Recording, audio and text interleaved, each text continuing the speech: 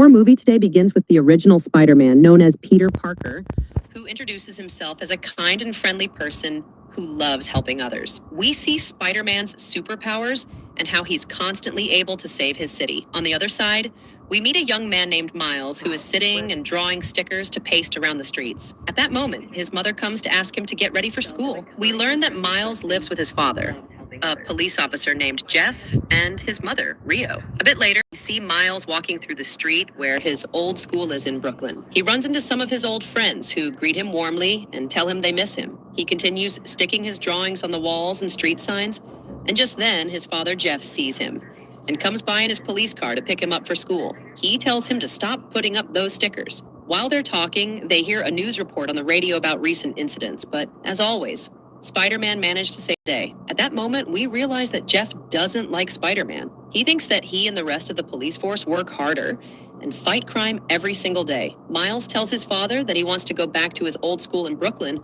because the new one feels too strict and formal, and he doesn't like it, but his father refuses. When they reach the school, Jeff says goodbye to his son and tells him he loves him. Miles doesn't know how to respond. So Jeff grabs the car's speaker and loudly tells his son again that he loves him, asking him to say it back, embarrassing Miles in front of his new classmates. Miles tries to adapt to the new school, attends classes all day, but ends up being late to the last class, which is about the multiverse. When the teacher asks him why he's late, Miles replies that time is relative, that maybe he's not late, but they arrived early. His classmates laugh at his answer. He then sits next to a beautiful girl named Gwen, and it's clear he likes her from the first moment he sees her. At night, Miles visits his uncle Aaron. We learn that his father doesn't like Aaron because he's involved in criminal activities. Miles tells his uncle about how he likes Gwen, and Aaron advises him to impress her with something unique so she'll notice him. Later, Miles fails a test, scoring 0, and asks the school principal to expel him. But she tells him she knows he failed on purpose, because it's a true or false test, and it's almost impossible to get a 0 even with your eyes closed. She asks him to write an essay about himself. The next day, Miles goes with Uncle Aaron to an abandoned place under the subway so he can freely paint graffiti on the walls. He happily starts drawing. During that time, a strange glowing spider crawls onto his leg and hides in his clothes. After he finishes painting and prepares to take a picture of it, the spider bites him. The next morning, Miles wakes up feeling strange. His body has changed and his clothes feel tighter, but he doesn't pay much attention and heads to school. There, he starts hearing weird voices in his head. He sees Gwen again and tries to talk to her just as his uncle taught him.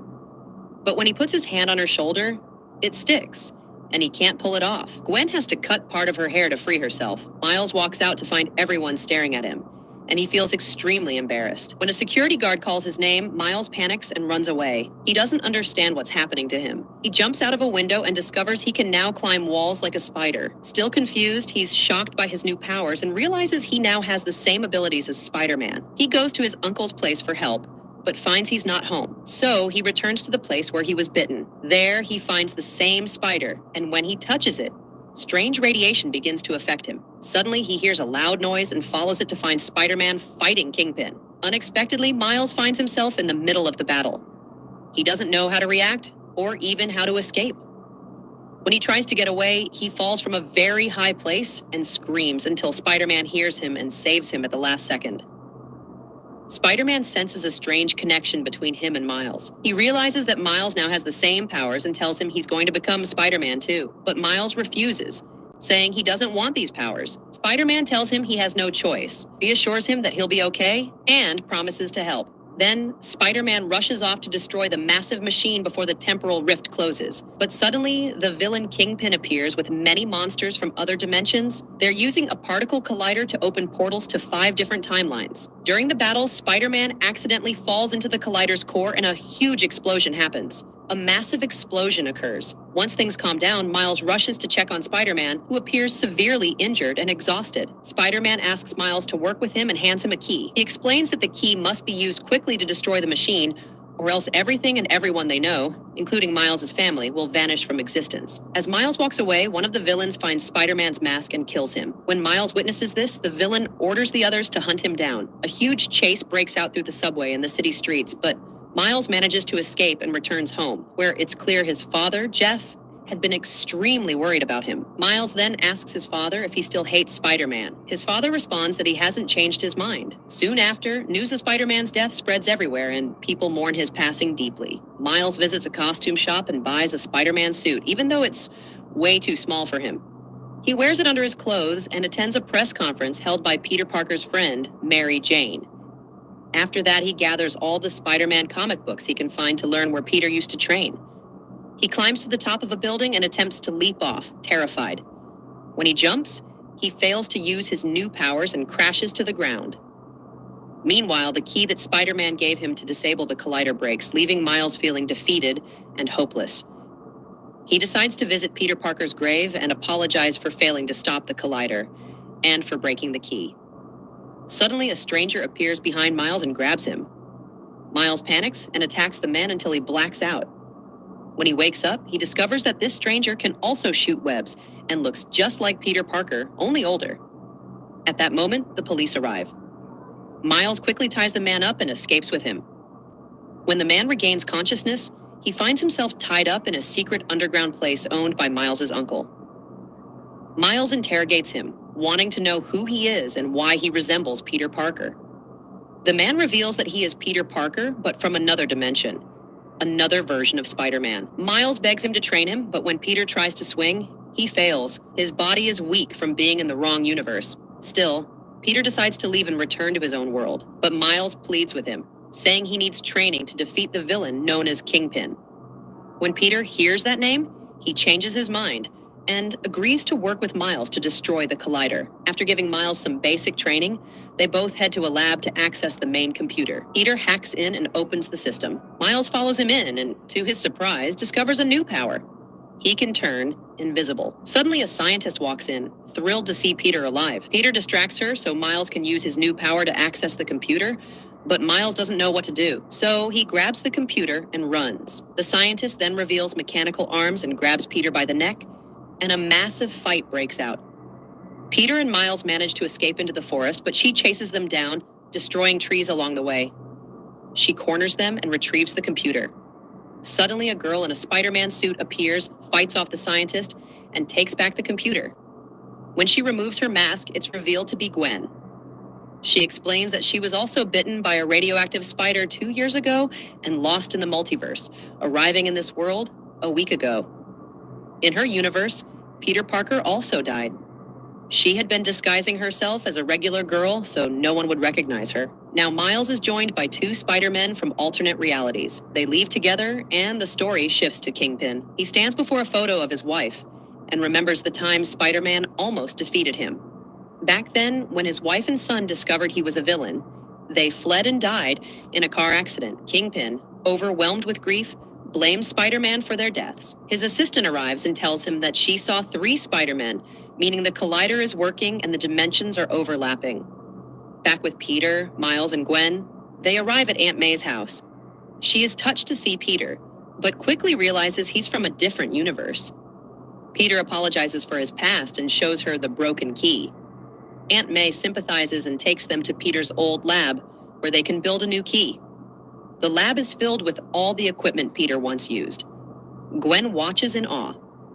Meanwhile, other Spider-Men from different dimensions begin to arrive, all hoping to return to their own worlds. Miles tries to use his powers but can't control them, and he becomes discouraged. He visits his uncle's apartment and leaves a message saying he's overwhelmed and needs to talk. Suddenly, Kingpin's assistant enters, searching for Spider-Man. At that moment, Miles quickly hides and makes himself invisible. The assistant gets very close to Miles but doesn't see him. Just then, the assistant receives a call from Kingpin, ordering him not to return without killing Spider-Man. After the call, the assistant removes his mask, and Miles is shocked to discover that Kingpin's assistant is actually his uncle, Aaron. Miles tries to escape while still wearing the mask. Aaron chases him, unaware that the person he's chasing is his own nephew. Eventually, Miles manages to get away. Back at Aunt May's house, all the alternate versions of Spider-Man are still gathered. They finally manage to build a new key to replace the one that was broken. Miles arrives and tells them what happened, that his uncle turned out to be Kingpin's assistant, and expresses how shocked he is. Suddenly, Dr. Octopus crashes into the house with her mechanical arm, starting a fierce battle. She tries to take the new key, but Miles's friends manage to toss it to each other while fighting. Eventually, the key ends up in Miles's hands. His uncle chases after him to take it.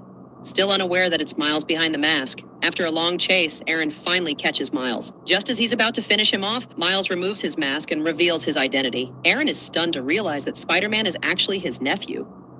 He hesitates to harm him, but just then, Kingpin appears and kills Aaron. Kingpin then grabs Miles and flies away with him to a distant location, trying to save him, but fails. In his final moments, Aaron apologizes to Miles for letting him down, and for letting down Miles' father as well. He urges him to keep helping people, then passes away. At the same time, Jeff, Miles' father and the officer in charge of the area, arrives. He sees Spider-Man and tells him to put his hands up. As Jeff turns his back, Miles escapes and returns to his dorm in a state of intense anger and sadness. He sits down and cries. Suddenly, his friends enter to comfort him. Meanwhile, Jeff discovers his brother Aaron's body and mourns his loss. He tells the police that the new Spider-Man is a killer and must be arrested immediately. Back with Miles and his friends, they say their goodbyes and tell him he will remain in this world until he helps send them back to their universes and destroys the Collider. Peter asks Miles for the key and tells him it's too dangerous for him to come along to destroy the machine. He's not ready and can't fully control his powers, and his presence would put him in danger. But Miles insists on going, so Peter is forced to web him to a chair and take the key from him. Miles asks Peter when he'll finally be able to use his powers. Peter replies, "When you take your first leap of faith, once you truly believe in yourself." Peter then leaves with the other Spider people and heads to Kingpin's lab, where a celebration is being held for Kingpin's supposed victory over Spider-Man. All the guests are wearing Spider-Man costumes, making it easy for the group to blend in. At the party, Peter sees Mary Jane, the identical version of his former girlfriend who died in his world. He's visibly affected. Gwen notices and approaches him, encouraging him to pull himself together. He goes to talk to MJ and apologizes for not being there when she needed him. But she doesn't understand and walks away. Back to Miles. He remembers his uncle and, channeling his grief into strength, manages to free himself from the webs. He goes to Aunt May's, gets the tools and a new Spider-Man suit, puts it on, and leaps off a rooftop just as Peter once advised. At that moment, he unlocks his full powers and gains complete control.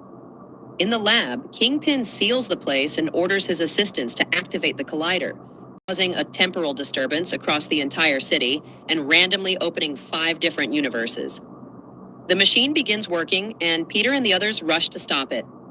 Peter climbs up to insert the key and shut it down. But Kingpin's assistant sees him and knocks his hand away at the last second. A huge battle breaks out. The assistant catches Peter and is about to kill him when suddenly her mechanical arm malfunctions. Miles is behind it, invisible, and joins the battle. He's incredibly powerful now, and everyone is amazed by his control over his abilities. Miles helps them fight the villains and takes the key. He starts controlling the beam and opens a portal for each of his friends to return to their own worlds. They say their goodbyes and leave one by one. When it's Peter's turn, Kingpin reappears. Peter refuses to leave, saying he has to stay and face Kingpin because Miles can't take him on alone. But Miles reassures him and insists he go back to his own world. He can handle it. Peter finally agrees, says goodbye, and leaves. The movie begins with a little girl named Penny who enters an animal shelter. She becomes fond of a small white puppy playing with a carrot, so she decides to adopt him and puts a collar on him with his new name, Bolt. 5 years later, Penny answers a phone call and finds her mother on the line, sounding frightened. Her mother tells her there's a problem at work and that she can't return home. She also tells Penny that Bolt can protect her, as he has undergone experiments that gave him superpowers. Penny takes Bolt and watches the company from afar using binoculars. She sees a video of a man named Doctor Calico, who is holding her mother captive. One of his men asks him to confess, and Dr. Calico tells him to bring something that will force the doctor to talk. Penny follows the man until he suddenly disappears. Then, a car shows up and tries to kidnap her. But Bolt runs at the car so fast that it flips over just by touching him. He grabs the car and lands on a bridge. Penny asks the driver where Dr. Calico is keeping her mother. The driver, frightened, confesses that she's in Bolivia. Penny escapes on a scooter with Bolt while being chased by planes and motorcycles sent by Calico to capture her. Bolt uses his superpowers to fight off Calico's agents and save Penny. However, their large numbers allow them to surround the pair. At that moment, Bolt uses his powerful super bark and defeats them all. When Penny and Bolt get into their car, it turns out everything that happened was just a scene being filmed for a TV series. The director begins reviewing the footage and gets angry when he discovers a microphone appeared in the shot. He explains to his assistants that he hates reshooting the dog scenes because Bolt genuinely believes he has superpowers. If he ever discovers the truth, his performance won't be the same, and the audience won't find it believable. The producer yells at him, telling him that all that matters is keeping viewers from changing the channel no matter how it's done. Otherwise, he'll be fired. In the dressing room, Penny thanks her dog, who still believes he's a real superhero. She puts food out for him, plays with him for a bit, hugs him, and then leaves. She tries to convince her mom and her manager to let her take the dog home, but the manager refuses because he's afraid Bolt might discover he doesn't have any powers. Meanwhile, two cats appear and talk about Bolt, saying he never leaves the filming set. They peek through an opening in the ceiling and tell him they'll soon reach his owner, Penny, and defeat him.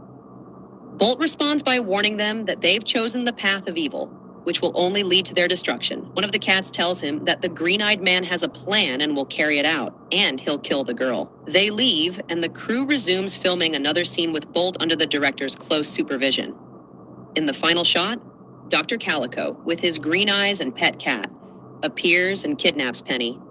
The scene ends, and the director tells the producer that he left the show's ending open so they can make a sequel. At that moment, Penny runs after Bolt, who was placed in a box, trying to reassure him that she's fine. But her manager stops her, saying the dog must continue believing she's in danger so that his performance stays emotional and convincing. In the dressing room, the two cats sneak in through the ceiling, and Bolt escapes and runs toward the filming set. He hears Penny's voice calling for help and follows the sound, which turns out to be coming from the editing room. He tries to jump out the window, but he hits the glass, falls into a cardboard box, and loses consciousness. A worker finds the box, seals it, and loads it into a delivery truck that drops it off at a storage area. Bolt escapes as soon as the worker opens the box, and he runs into the street. He sees a man reading a newspaper and thinks he's Dr. Calico. He tries to use his superpowers to destroy a fence, but nothing happens. Confused, he passes through an opening and approaches the man, only to realize it's someone else. Frightened, he runs off until his head gets stuck in a garden fence. A small pigeon stands in front of him and calls her friends for help. They assist him in getting his head free. Bolt asks them if they know the man with green eyes, but they don't recognize him and say Bolt looks strange to them. The pigeon tries to remember where she saw him before, and just then, a bus passes by with an advertisement for Bolt's TV show with his picture on it. Still, she doesn't recognize him. Bolt asks if they know any cats so he can ask them about the green-eyed man. They decide to take him to a cat they know. We then see a cat named Mittens. A pigeon comes to her and offers her food she collected throughout the day. Mittens complains that the food isn't enough and says when she's hungry, she eats whatever she can find. Suddenly, Bolt attacks the cat and asks her about Penny's whereabouts, but she tries to explain that she has no idea what he's talking about. The pigeon sees the opportunity and tells Bolt that this cat knows the location of the man with the green eye, claiming she takes food from them regularly. Bolt then dangles the cat off a bridge, threatening to kill her if she doesn't tell him where Penny is. The cat, named Mittens, begs Bolt to put her down so she can talk. Bolt ties her to his concrete block. Mittens then leads him to a trash bin, pulls out a toy map, and explains that it's a map of the world. She points out their location on the map and claims that her boss, the green-eyed man, is the one who kidnapped Penny. She asks Bolt to untie her, but he refuses, saying she must lead him to Penny first. They head toward a truck labeled Hollywood Studios, but it's locked. When Bolt tries to melt the lock with his laser vision, he's surprised that nothing happens. As two men move a couch into the truck, Bolt and Mittens sneak inside by hiding under it. The truck drives off with them inside. Meanwhile, Penny is heartbroken over losing Bolt. Her manager enters and says he has a surprise for her. She lights up, thinking it's Bolt, but instead, he reveals a TV interview he arranged. Disappointed, Penny tells her mother she's worried about Bolt, imagining that he must be scared. Inside the truck, Mittens tries to understand how Bolt is a superdog. He tells her it's classified. She mocks him, claiming he has no powers. When Bolt touches some packing tape used in moving furniture, it sticks to his paw, and he believes it's weakening him. Mittens picks up a piece of the tape and threatens him with it. Bolt pounces on her and demands she never do that again. Later, they arrive at a camping area where Mittens teaches Bolt how to get food by gaining sympathy from people. Bolt passes the test, knocking on campers' doors and collecting lots of food. They eventually meet an old woman living in a van with her hamster, Rhino. Rhino is thrilled to see Bolt and declares him his TV hero. He talks excitedly about Bolt's superpowers, which confuses Bolt since no one should know about them. When Bolt asks about Penny, Rhino tells him she's been kidnapped, so he decides to help rescue her. Rhino leads them to a bridge and suggests they jump onto a passing train. Mittens is scared and refuses, calling them crazy. But Bolt grabs onto a billboard and jumps. They all land on top of the train. Mittens nearly falls off, but Bolt saves her. Then Bolt himself slips, and Mittens tries to help him. Rhino mistakes her for pushing Bolt, so he jumps at her to protect him. All three end up falling off the train. Mittens tries to explain to Bolt that he's just a TV show hero and everything he's done was acting. He has no real powers. She proves it by pointing out that his powers haven't worked since leaving the set. Bolt denies it and tries to prove her wrong, failing every time. Mittens mocks him. Suddenly, animal control arrives and captures Bolt. Rhino sees what happened and decides to help them. Meanwhile, Penny meets a new dog made to look like Bolt, but she quickly realizes it's not him. She's upset and feels tricked. The production manager enters and explains that halting the show would cause many problems. She urges Penny to forget Bolt and get back to filming. At the same time, Bolt tries to escape the van where he and Mittens are trapped. Rhino arrives and opens the door just as Bolt attempts to use his powers. When the door opens, Bolt believes his powers are back, but then realizes Rhino opened it. He's disappointed to learn he's just an ordinary dog. Rhino encourages him by reminding him of all the things he's done in the show. Inspired, Bolt decides to rescue Mittens. They go to where she's held, and while the guard is distracted by a strange noise, Bolt sneaks in and opens the door to free her. Mittens is shocked that he came back for her. They grab Rhino and try to escape, but a security officer chases them. They manage to get away after causing a fire in the facility. Eventually, they find a truck and hop inside to escape. Bolt tells Mittens he now believes he has no superpowers. She responds that being a normal dog is actually a wonderful thing. They all love playing together, moving from one place to another in the van, enjoying the wildlife and its natural beauty, full of adventure and excitement, without needing any superpowers. One day, Mittens surprises Bolt with a little home she built for them. They sit together, watching it excitedly. But Bolt shocks her when he says he has to go back to Penny. Mittens then takes him to watch a promo for his show and tells him that Penny doesn't really love him. She's just acting. But Bolt refuses to believe it. He insists he'll return to her no matter what. Mittens gets upset, remembering her own painful past with her friends, and asks Bolt to leave her alone. He walks away, heartbroken. When Rhino asks Mittens why she's sad, she tells him Bolt went to fight the man with the green eye on his own. Rhino then says he's going after him because Bolt taught him never to leave a friend in danger. Bolt arrives in Hollywood, where he runs into some pigeons who are fans of his. He asks for their help finding Penny. They agree and guide him to the studio where the show is being filmed. At the same time, Mittens and Rhino arrive in Hollywood and head straight to the set. Bolt sneaks into the costume room and hears Penny's voice. He rushes toward her to give her a hug, but is shocked to see her hugging another dog that looks just like him. He's heartbroken, remembering what Mittens told him, and walks away in sadness, not realizing that it was all just part of a scene. After the scene ends, Penny hugs her mom with a heavy heart. She still misses the real Bolt deeply. Mittens sees this and realizes that Penny still truly loves Bolt, so she rushes to tell him. A new scene begins filming. Bolt storms in to save Penny, but the dog playing his role panics and runs off, accidentally causing a fire on set. Mittens finds Bolt and tells him what she saw, that Penny truly loves him and misses him badly. Suddenly, Bolt hears the fire alarms and races toward the burning set with Rhino. He manages to get inside just in time and searches for Penny. When she sees him, she runs into his arms with joy. They try to escape together. Penny grabs a rope and follows Bolt toward an air vent, but she falls and can't move. She hugs Bolt and he refuses to leave her behind. Bolt starts barking loudly through the vents.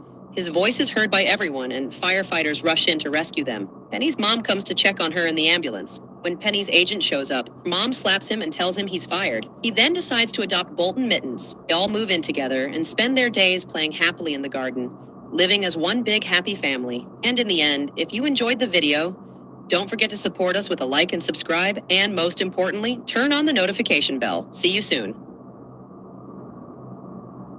The film begins in the western region of North America, where we see a herd of extremely rare wild horses. Among them, a foal is born. His name is Spirit. He's a lively and energetic young colt, eager to explore the world around him. Spirit runs joyfully with the herd, playing with the younger horses. He's fascinated when he sees a herd of bison coming to drink from the lake. Despite their enormous size, Spirit isn't afraid. In fact, he plays with their leader without hesitation.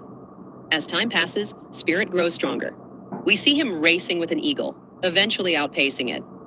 It's clear now, Spirit has become the leader of the herd, responsible for their protection. One day, a lion attempts to attack the young horses, but at the last moment, Spirit intervenes.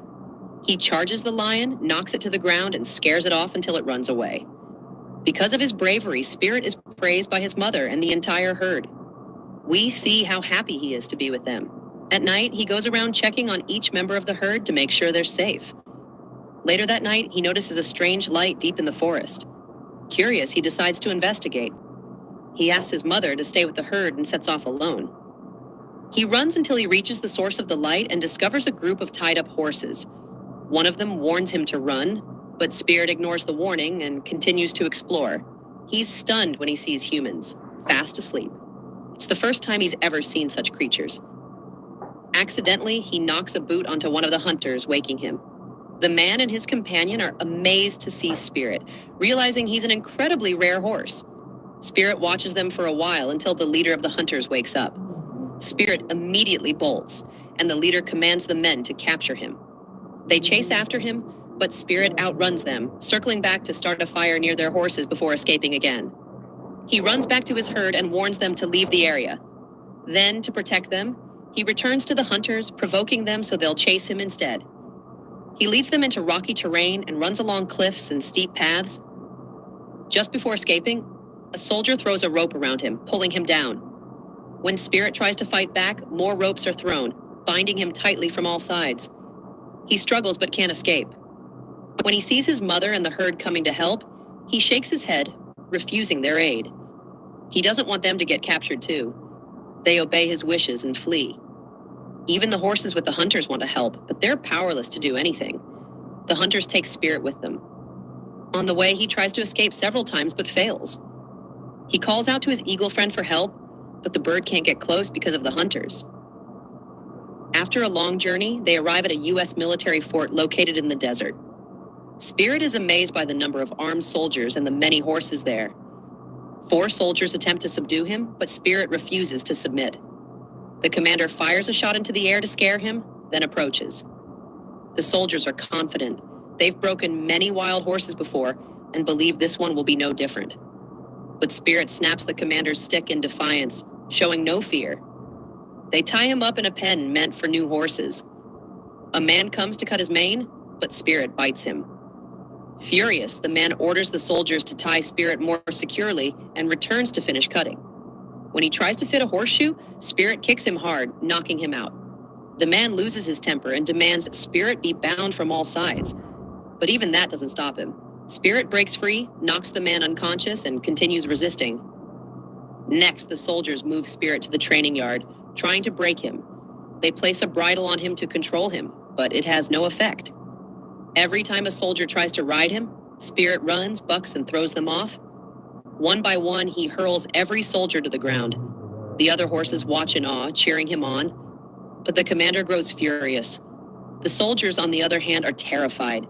None dare approach Spirit anymore as he throws them out of the training yard, one after another.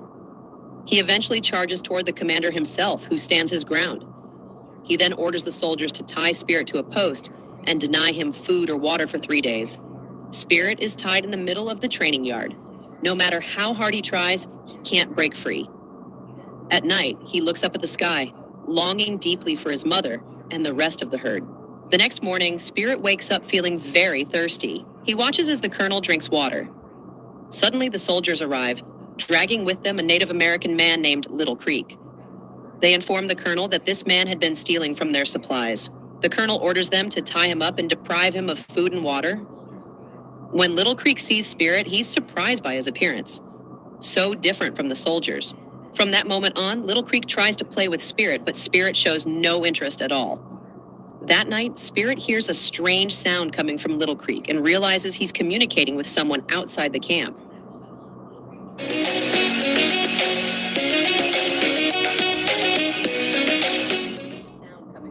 Suddenly, a knife is thrown next to him. Little Creek moves his foot carefully and manages to grab it without anyone noticing. Shortly after, the soldiers wake up to go protect the railway from native attacks. The colonel, however, is more concerned about Spirit. He asks the soldiers if it has been 3 days without food and water for him. They confirm, and the colonel decides to start breaking Spirit's will. He tries to tame Spirit, who resists fiercely, running, dodging, and smashing into the walls to throw him off. But Spirit is too weak from hunger and thirst. Sadly, his strength fails and he can't continue running. The colonel feels victorious, believing he has finally broken Spirit. He parades him proudly among the soldiers and speaks about continuing the railway project. He emphasizes the need for more horses and claims they must eliminate the native tribes to succeed. He believes that with time and punishment, any horse can be broken. At that moment, Spirit gets furious. He pulls off the bridle and runs wildly, tossing the colonel into the air and sending him crashing to the ground. The other horses cheer in their own way, and Little Creek is amazed by what he sees. The colonel is enraged. He pulls out his gun and aims it at Spirit, but Spirit remains unafraid. Just before he pulls the trigger, Little Creek breaks free, jumps on Spirit's back, and they ride off together. They free the other horses, too. Little Creek punches a soldier and takes his weapon. Spirit dashes to the stable where the other horses are locked. Little Creek uses the gun to break the lock. He and Spirit escape, followed by a herd of horses. They all flee the camp. After they part ways, Spirit is happy to finally return to his herd. But suddenly he hears Little Creek calling for his mare, Rain. He mounts her, and 2 of his friends appear and recapture Spirit. Spirit is upset. Little Creek and his friends return to their tribe with Spirit and tie him inside a corral. Little Creek approaches and removes the bridle from Spirit's mouth. The next morning, Spirit is happy to find apples beside him and eats them eagerly. He is mesmerized when he sees Rain and tries to get her attention, but she ignores him. He watches sadly as she happily plays with Little Creek. Later, Little Creek tries to tame Spirit, but he fails, and his friends laugh at him. Spirit escapes the corral, but Rain blocks his path and scolds him. Then, Little Creek gets an idea. He ties Rain's rope to Spirit and asks her to calm him down. He opens the corral gate for them. Spirit is thrilled and runs off, ready to return to his herd, but Rain stops him. She sits on the ground and wraps the rope around herself so he can't drag her. Spirit is amazed by her, and his feelings begin to change. Rain takes Spirit on a tour of the village, showing him the people, including children. Spirit is happy to see that the tribe treats horses kindly. He plays with a small girl and gently steps back so she doesn't cry, feeling joy from the experience. While eating with Rain, he notices she wants an apple she can't reach. He picks it for her and gives it to her, but she refuses to eat it alone. She invites Spirit to share it with her. Their bond grows stronger. Later, Spirit plays with Little Creek, who is still trying to tame him. Spirit teases him, allowing him to get close.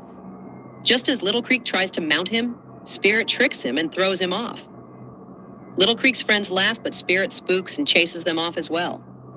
Spirit approaches Little Creek again, and Little Creek tells him he won't try to ride him anymore, that no one deserves to. He opens the corral gate and tells Spirit he's free to go.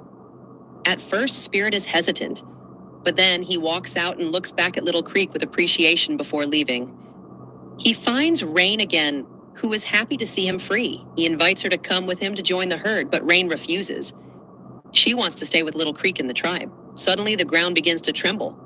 They see the soldiers and the colonel approaching, ready to attack the village. Rain and Spirit run back quickly to defend the tribe. Suddenly, they heard a rumble in the ground and saw the soldiers, led by the camp commander, heading out to attack the tribe.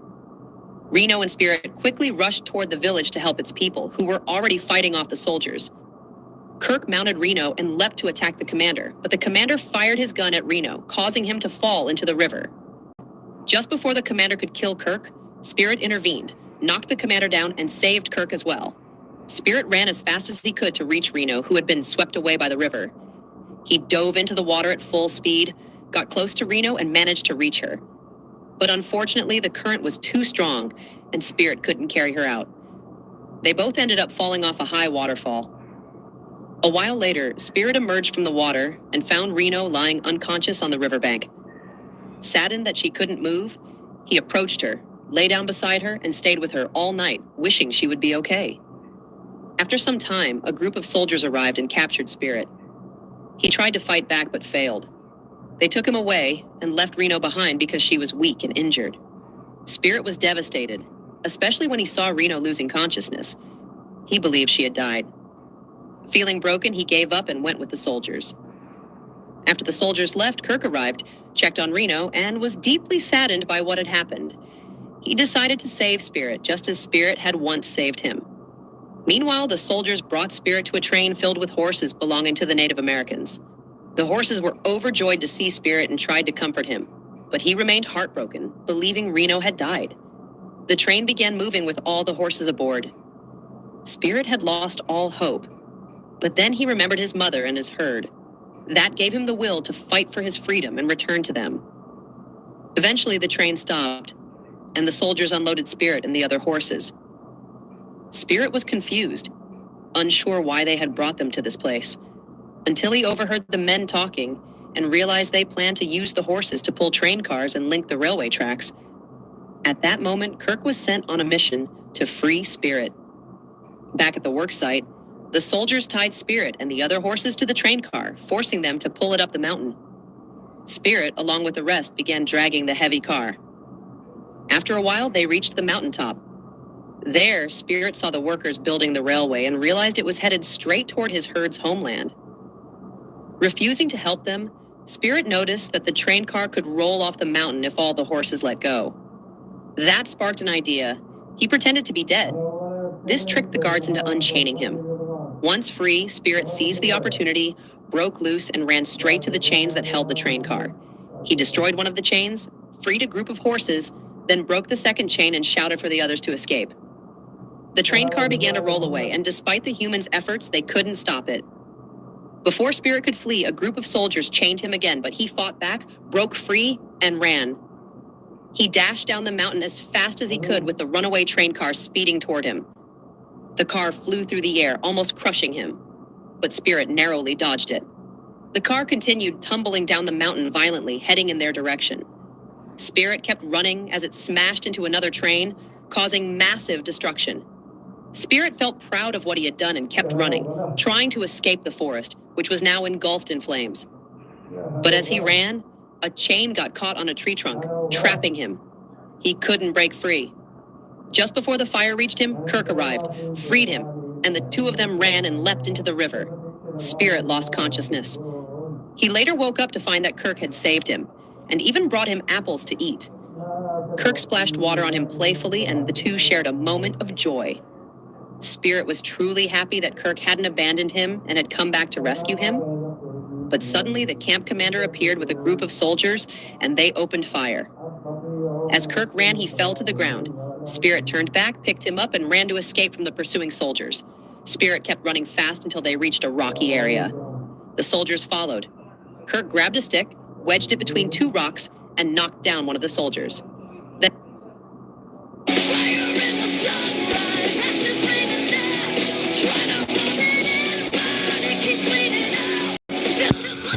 between two rocks and knocked down one of the soldiers. Then he leapt from a rock and landed on Spirit's back again. The soldier chasing them hit a rock and fell. Spirit stopped at the cliff's edge just in time before falling. He helped Kirk strike another soldier, then kept running until they reached the top of a rock. There, they realized there was no way to escape. Yet despite all odds, Spirit refused to surrender. He looked across to the other side. Spirit looked toward the other side of the cliff. The distance was vast, but he gathered his courage, leapt with all his might, and soared through the air. Kirk was overjoyed as they flew together, while the camp commander and his soldiers stood in awe, stunned by the sight of Spirit flying through the air. Spirit successfully landed on the other side, feeling immense pride in what he had accomplished. Because of his bravery and determination, the commander ordered his soldiers not to shoot.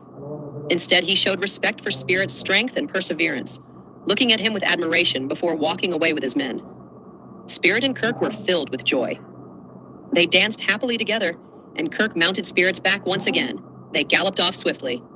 After some time, they arrived at Kirk's tribe. There, Spirit became emotional, thinking about Rain. But then came the surprise. Rain was alive. Spirit had never forgotten her, no matter what had happened. Kirk asked Spirit to take care of her. Spirit approached him, hugged him warmly, then turned to Rain. The three reunited joyfully. Kirk bid them farewell with a smile, proud to be the reason for their freedom. He walked away, leaving Spirit and Rain to run together through the wild. After a long journey, Spirit was thrilled to see his eagle friend soaring above. He finally reached his herd, who welcomed him with great happiness. Spirit embraced his mother, who was overjoyed to see him again. Then he ran freely alongside his mother and the entire herd. At last, they were truly free. And in the end, don't forget to support us with a like and subscribe to the channel so you don't miss upcoming videos and check out the ones you may have missed. See you soon. In North America, we see a horse show performance starring a beautiful woman named Mila. She's accompanied by her husband, Jim, and their young daughter, Lucky. The three of them sit among the audience, watching Mila perform with her horse. Jim looks very proud of his wife's performance, while Lucky eagerly eats strawberries from a bowl in front of her. We learn she absolutely loves strawberries. Then, Mila attempts a risky stunt on her horse. But sadly, she falls and dies right in front of her husband and daughter. Jim is devastated by Mila's death. From that moment, he becomes deeply traumatized by horses and grows to hate them. Unable to raise Lucky on his own, he entrusts her upbringing to his sister Cora and his father, James. Jim moves back to his old home, cutting all ties with his daughter, and returns to work on the railroads, wanting to live independently from his father's influence. Years pass, and Lucky grows up in her grandfather James's house. By the time she turns 10, she's still living there, lonely, having lost her mother and been abandoned by her father. One day we see Lucky playing with a small squirrel in her room when Aunt Cora walks in. She tells Lucky to stop playing and focus on her physics studies. We also learn that Grandpa James is running for mayor of the town. Cora explains to Lucky that she needs to behave and appear presentable in front of the public to help James win the election. Lucky then confides in Cora, saying she's extremely bored because she has no friends and never leaves the house. She questions the point of studying physics, like calculating train speeds and distances, and insists that all the information she's learning seems pointless. Despite her doubts, Lucky continues studying. Just then, Grandpa James walks in and asks Cora to help him with his tie, as he's expecting an important delegation of officials, journalists, and photographers who are coming to interview him. James explains to Cora that they'll be asking about his campaign and personal life, but he's worried Lucky might ruin the meeting and embarrass him. Cora reassures him that Lucky will behave and promises she won't cause any trouble. James and Cora leave the room. The squirrel returns, and Lucky tries to catch it again. The squirrel runs wild around the room, then jumps from the upper floor to the lower level. Lucky chases after it. Meanwhile, James is at the front door welcoming the delegation. As they enter the house, they're shocked to see Lucky hanging upside down from a rope tied to the ceiling. A large picture frame falls on her, knocking down a portrait of Grandpa James. Suddenly, the squirrel leaps onto James's face, and the photographers quickly snap pictures of the whole scene, the images published on the front page of the newspaper. Embarrassed and angry, James decides to send Lucky to live with her father, Jim. So, Cora and Lucky board a train to go meet him. On the train, Cora is reading the newspaper, while Lucky looks very upset. She's being sent back to the father who abandoned her. She tells Cora that Jim never once asked about her in all the 6 years they were apart. She feels like her grandfather is punishing her by sending her back. Cora tries to comfort her, saying they're only going to stay with Jim for the summer until the election is over, and that he had no choice but to leave her back then. It wasn't just Jim's decision, but one made by the whole family. Still, Lucky refuses to believe it. She's convinced her father intentionally abandoned her. A little while later, Cora leaves to get a drink from the station. Lucky opens the train window and sees a rare and stunning wild horse running alongside the train, leading a herd of wild horses behind it. She's completely mesmerized, and it stirs something inside her. A deep connection to horses she inherited from her mother, Mila. Lucky leaves her compartment and starts moving from one train car to another, trying to keep up with the horse and its herd, which is now ahead of the train. Cora returns and panics when she notices Lucky is missing. She spots her from the train window, walking dangerously along the outer edge of the train. Cora rushes to the back of the train to try and save her. Meanwhile, Lucky reaches the last train car and watches the horse in its herd in awe. The horse approaches her, and she reaches out to touch it, but suddenly loses her balance and nearly falls. At the last second, a stranger named Hendrix appears and saves her. Hendrix tells Lucky that wild horses are very dangerous. Cora then arrives, thanks him for saving Lucky, and takes her back to their compartment. Shortly after a while, the train arrives at the station.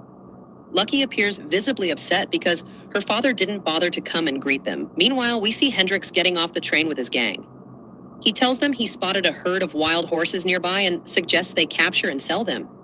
With the money, they could buy return tickets and even have a lot left over to spend.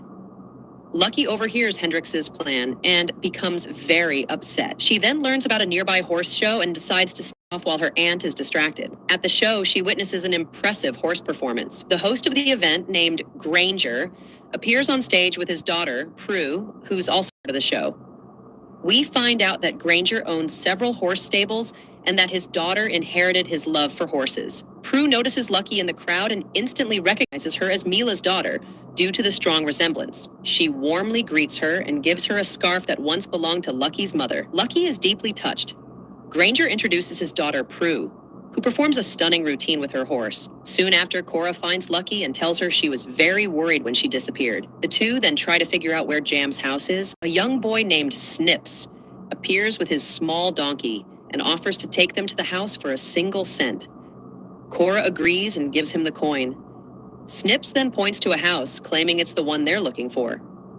Just then, his older sister Abigail appears, throws a rope to pull Snips back, and apologizes for her brother's behavior.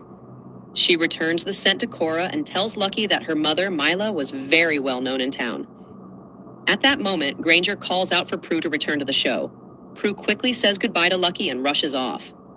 On the way to Jam's house, Lucky tells her aunt about her sudden love for horses. She says it started when she saw two girls her age riding horses in the festival. But Cora quickly changes the subject. She doesn't want Lucky to get too attached to horses like her mother did. She believes Mila's love for horses is what led to her death. She trusted her horse too much and it betrayed her. When they arrive at the house, Jam welcomes them and takes Lucky upstairs to show her her new room. He had decorated it with strawberry-themed wallpaper because he remembered how much she loved strawberries as a child. He notices the scarf and asks where she got it. Lucky explains that a friend of her mother gave it to her. Jam tells her she's grown and looks a lot like Mila now. Suddenly, they hear Cora screaming. She's seen a mouse. Jam leaves to check on her while Lucky begins unpacking. As she puts her clothes away, she notices a small opening behind the wardrobe. She pushes it aside and finds a secret room filled with her mother's belongings: clothes, equipment, and old posters from her horse shows. Lucky lets her hair down and smiles, then hears the sound of a horse neighing, the same one she saw from the train. She opens the window and realizes the sound is coming from nearby. She quickly rushes out and heads toward the noise. She finds a stable next to an open area surrounded by a fence meant for horses. Inside the stable, she hears the horse again, and it sounds like it's in pain. She realizes this stable belongs to Granger's family and that he had rented it out to Hendrix and his gang. Suddenly, the stable doors burst open. The horse charges out with Hendrix riding it. It runs wildly, throws him off, and charges toward him. Hendrix narrowly escapes by jumping over the fence. Seeing Lucky, he warns her again that horses are dangerous. Then he and his gang regroup, tie the horse down with ropes, and begin to break and abuse it in an attempt to tame it. Meanwhile, Prue runs to her father and tells him what Hendrix is doing to the horse. Granger rushes over, furious, and yells at Hendrix and his gang, telling them he won't tolerate cruelty toward horses. Embarrassed, Hendrix apologizes. But later he tells his gang that if they manage to break this horse, they could sell it for a fortune. They decide to continue their plan the next day and leave the horse tied up. Once they're gone, Lucky sneaks back and unties the horse. She decides to name him Spirit. She then sits with Prue and the two girls bond and become friends. Later, Lucky returns home as night falls. During dinner with her father and aunt, Jam notices an old picture of his mother with a squirrel. Lucky expects him to be upset by the memory, but to her surprise, he laughs. Taking advantage of the light moment, Lucky tells him she wants to raise a horse. Jam immediately becomes upset, especially when he realizes she's talking about the wild, untamed horse in the nearby stable. The next day, Lucky wakes up and leaves the house heading to the stable to check on Spirit. She arrives and meets Prue, who starts talking to her about horses. Prue tells her that wild horses need special training and patience, and that Lucky must show Spirit she trusts him so they can get used to each other.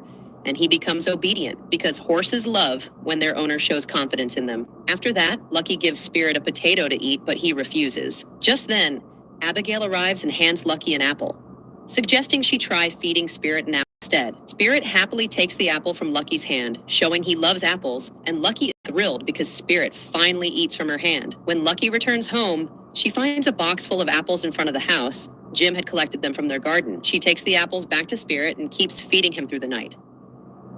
Spirit seems very happy with the care he's getting from Lucky. That night, we see Lucky sitting with her friends, Prue and Abigail. Then we cut to Hendrix, who is watching them from a distance.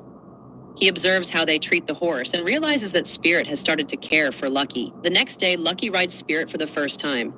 When Snips opens the stable door, Spirit suddenly bolts, running toward the mountains with Lucky on his back. Prue and Abigail quickly follow on their horses to rescue her. Meanwhile, Snips gets worried and rushes to tell her father, Jim, what happened. He tells him that the horse took Lucky and ran toward the mountains. Jim panics and, along with Granger, hurries off in that direction to save her. Back with Lucky, she's seen riding Spirit along the mountain cliffs, while Prue and Abigail trail behind, giving her instructions to keep her balance.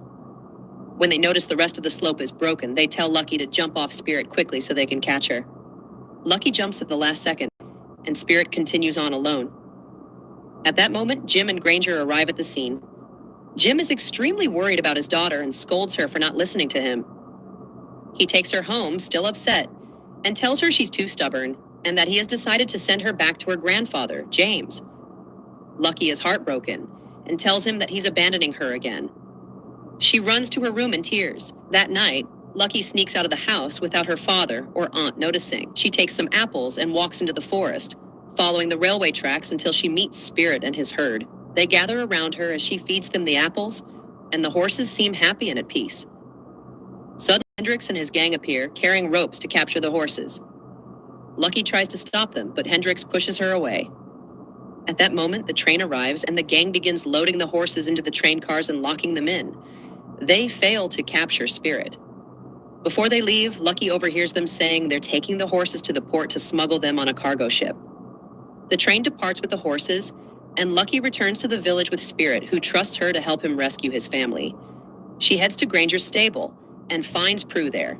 Lucky tells her about Hendrix capturing the horses and says they must save them before they reach the cargo ship. Prue takes out a map and tells Lucky that the port is very far away and that if they follow the train, they won't make it in time. Lucky remembers the physics lessons she never liked and realizes their value now. She calculates the train's speed, distance, and travel time, and tells Prue that the train must stop every 100 miles. She points to the next station where the train will stop, a place with a large water tower. Lucky explains that if they take a shortcut through the mountains, they can reach the station before the train. She also tells them that in order to free the horses, the train has to be stationary. Just then, Abigail arrives and hears the plan. Although both Prue and Abigail are hesitant at first, they eventually agree to help Lucky so she doesn't go on this dangerous adventure alone. The three of them ride out on their horses with Lucky on Spirit. They head through the mountains until they reach a high plateau connected to another by an old, crumbling bridge. They try jumping from a closer point. When it's Lucky's turn, she and Spirit can't make it across and fall into the valley. Fortunately, neither of them is hurt. After a while, Spirit manages to climb back up again. They continue on until they reach a narrow and dangerous rocky path. Lucky trusts Spirit, and he carefully makes his way across, encouraging Prue and Abigail to follow with their horses. They all successfully cross the path and keep going until they reach a spot near the water tower, where they happily decide to camp for the night.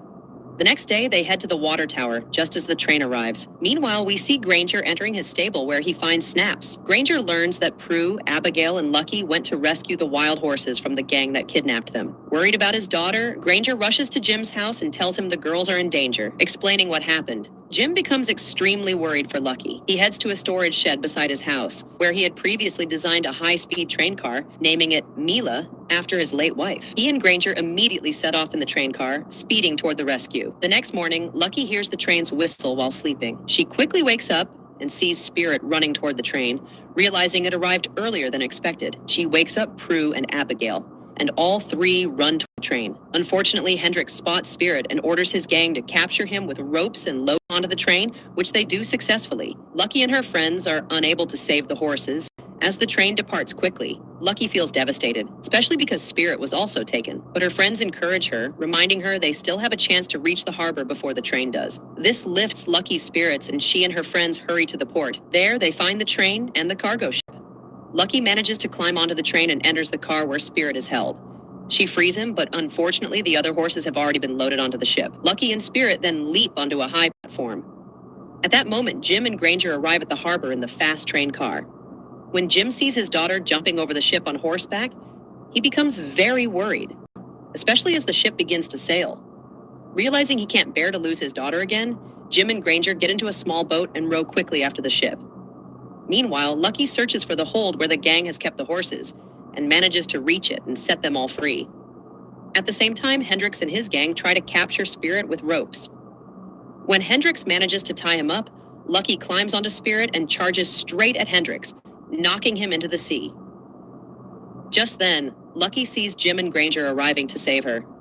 Spirit jumps into the water with Lucky, followed by the rest of the horses. When Jim dives in to rescue her, he is surprised to see her safe on the shore, along with all the others. The horses are overjoyed at their freedom.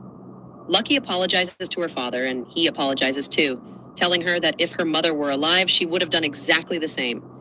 He tells her how proud he is of her, and they share a warm embrace. Later, they return to Granger's place and hand over Hendrix to the police. Finally, Lucky says goodbye to Spirit and the other horses, leading them to the forest where they can live freely in nature. She tears up as she watches them go.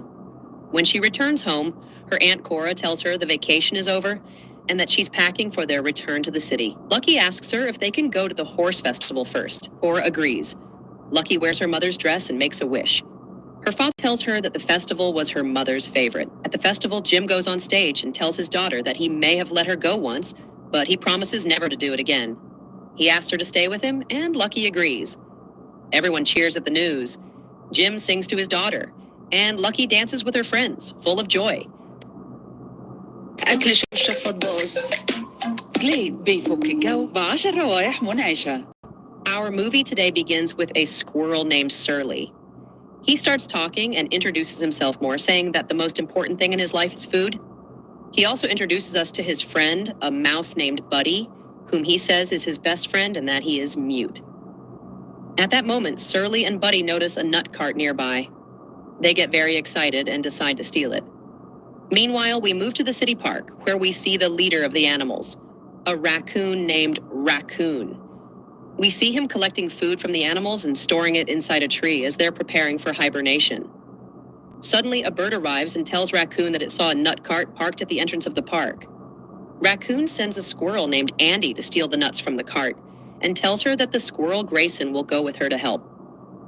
We notice that Grayson is very arrogant and self-centered. Before they leave, Raccoon warns them about Surly, saying that he causes a lot of trouble. Next, we go to the owner of the nut cart, who is seen with his friend watching a bank. We learn that they are planning to rob it. At the same time, a young girl comes to the nut vendor asking for some nuts. He tells her they're closed, then shoves a bunch of nuts into her mouth, which angers her, and she walks away. Meanwhile, Surly is watching the nut cart and explains his plan to Buddy about how to steal the nuts. By coincidence, he notices that Andy and Grayson are also coming to steal the cart, so he and Buddy rush to beat them to it.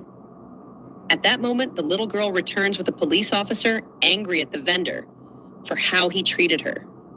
When Andy sees Buddy trying to sneak up to the cart, she climbs the tree to reach Surly.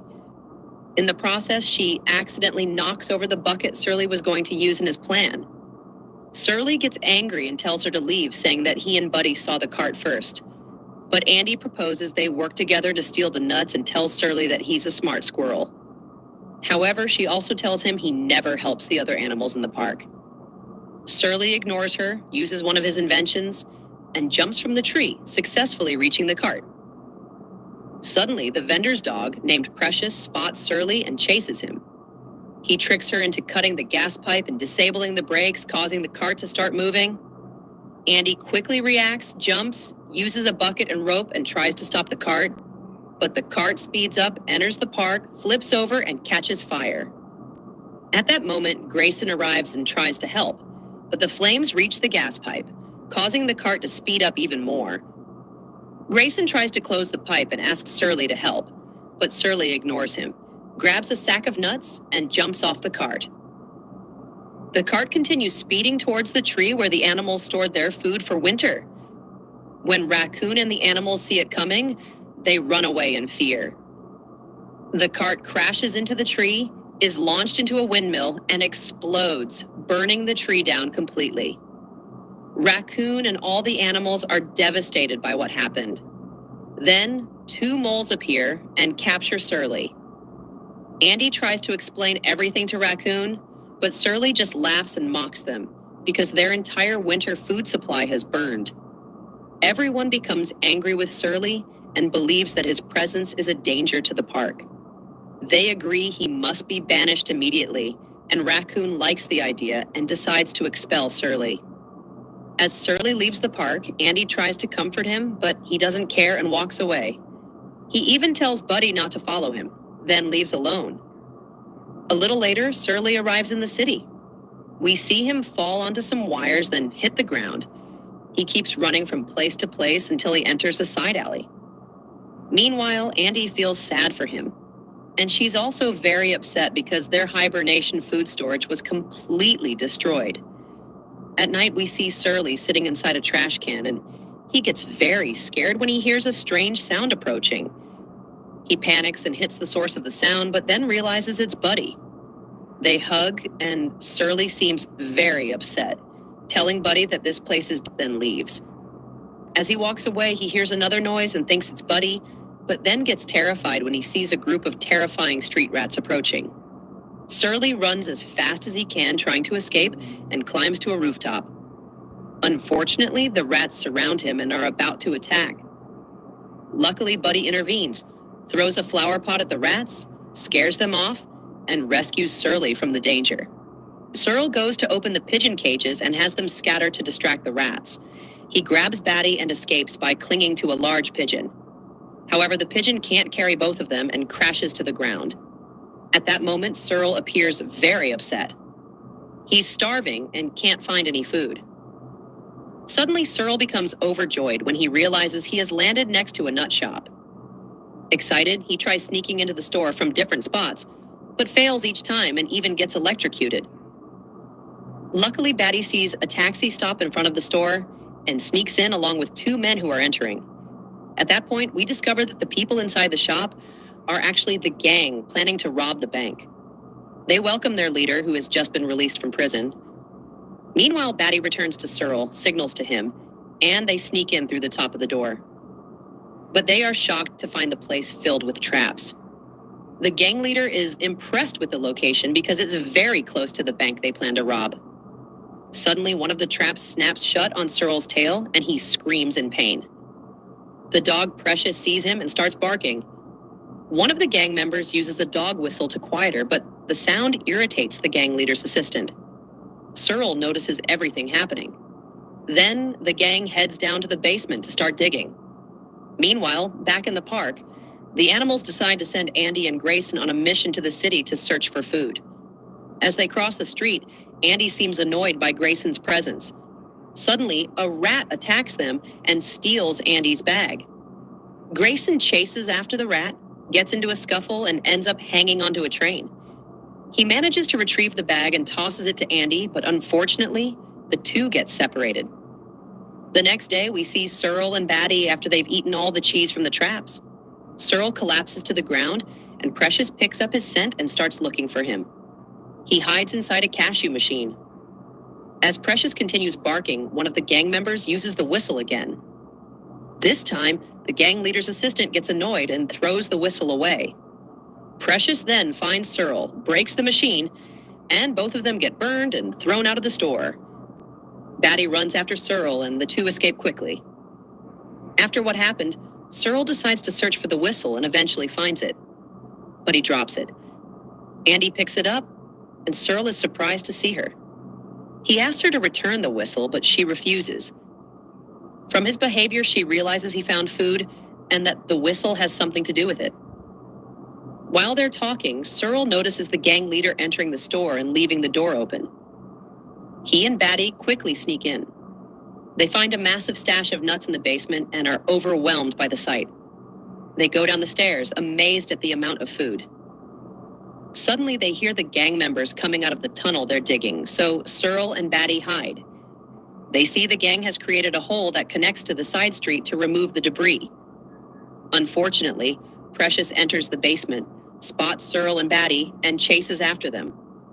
They use the lift to escape through the hole, but Searle can't make it out in time. Just as Precious is about to catch him, Andy shows up and demands that he give her some of the basement food in exchange for the whistle. Since Searle wants the whistle, he agrees to give her half the stash. He takes the whistle and uses it to scare Precious. She becomes terrified by the sound and promises to do whatever Searle wants. When Andy enters the basement, she's stunned by the amount of nuts there. As Batty explores the place, he throws one of the explosives near the wall. Andy tells Searle that Raccoon and the other animals will be thrilled by all this food. She rushes off to tell them. That night, Andy returns to the animals and tells them she found a huge food stash, enough for everyone. She explains that they need to cooperate with Searle to be able to steal the food. At that moment, Raccoon steps in and tells her that the beavers will join her to dig a tunnel and retrieve the stash. Then, Raccoon's assistant, Mole, shows up and explains to everyone that they'll bring Searle along, but once they get the food, they'll abandon him and give him nothing. The next day, we see Andy, Mole, and the beavers arriving at the store.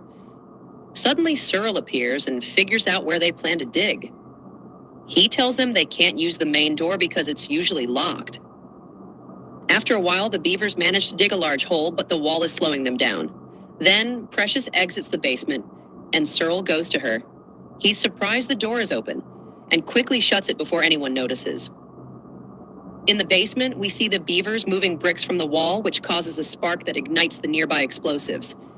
As soon as Surly and Buddy notice, they try to get rid of it, but unfortunately it explodes, blasts out of the pit, and escapes. At that moment, Precious rushes to Surly, terrified, and tells him that the gang leader will kill her because of the explosion. Surly decides to help her and not abandon her. When the gang comes down to the basement to investigate the explosion, they see Precious holding Surly, assuming he's dead, and conclude he was the cause. The gang leader gets furious and orders his men to seal the pit with cement. They throw Surly into a dumpster. Once he gets out, Surly asks the beavers to dig another tunnel. Then he leaves them and heads up to the surface. Meanwhile, Andy follows him and reveals the truth: that Raccoon and Mole plan to abandon him once the heist is over. Surly tells her he doesn't care anymore and that he'll go through with the robbery and take his share. He realizes Raccoon has been manipulating everyone for his own benefit. But Andy is upset by what he says. She doesn't believe him and walks away. Later, we see Raccoon getting angry when he sees Andy distributing food to the other animals. Mole tells him that Andy is the best animal he's ever known, always helping everyone in the park. He also informs him that Surly managed to gain control over Precious, and that if they keep working with him, the heist will succeed. Raccoon grows irritated and, together with Mole, starts plotting to sabotage the operation. Then we see Surly sitting on the roof when he hears a strange sound. He spots Mole placing a water hose into the new tunnel. Suddenly, Grayson shows up, terrified, but lights up when he sees Surly. He hugs him and acts wildly. At that moment, Mole opens the valve to flood the beavers. Surly rushes to close it, but the valve breaks, and the beavers are about to drown.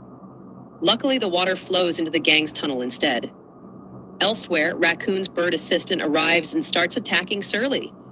Precious steps in, pounces on him, and grabs him, but he manages to escape.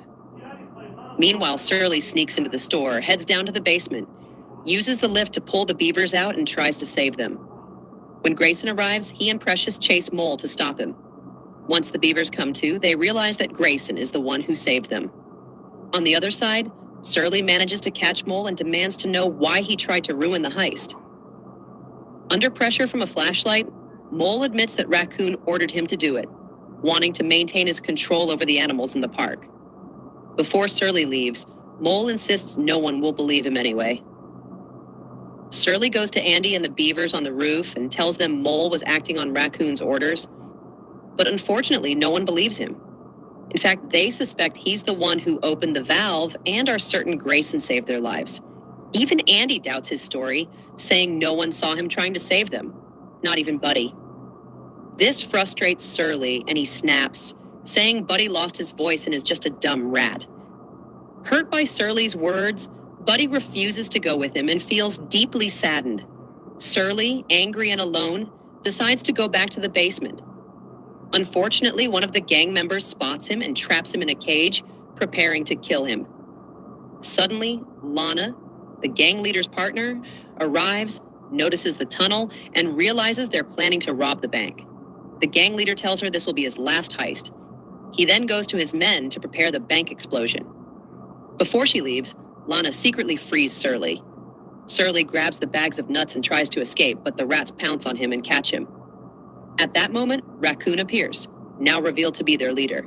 He tells Surly that everything he's doing is to keep control over the park. He even threatens to kill Buddy, Andy, and Grayson because they're starting to resist his authority. Just then, the gang detonates the bomb, causing a massive explosion that scatters Raccoon and the rats.